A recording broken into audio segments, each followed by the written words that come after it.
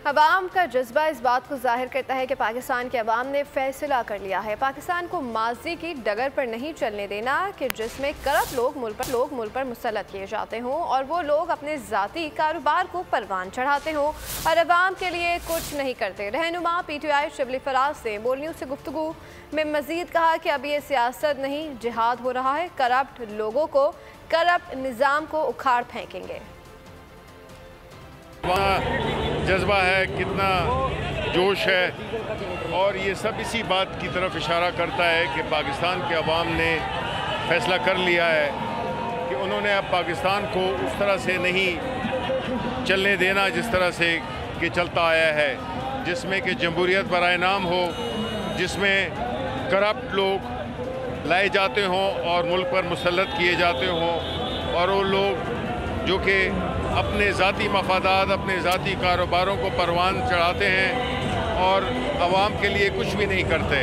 और अब कौमी सलामती की बात है, अब ये सियासत नहीं हो रही है, अब ये एक जहाद है कि हम इन करप्ट लोगों को, इस करप्ट निज़ाम को उखाड़ कर बाहर फेंकेंगे।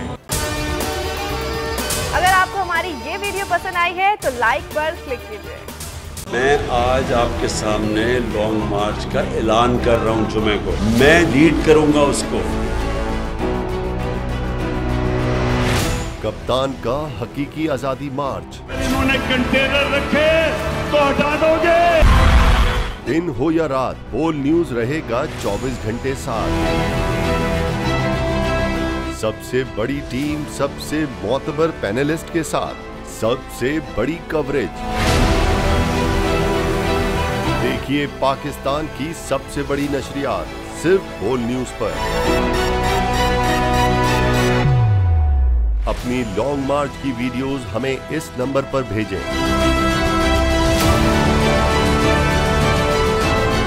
सबसे ज्यादा व्यूज, सबसे ज्यादा रील्स और सबसे ज्यादा रेटिंग के साथ बोल अब भी नंबर 1 पोजीशन पर बरकरार।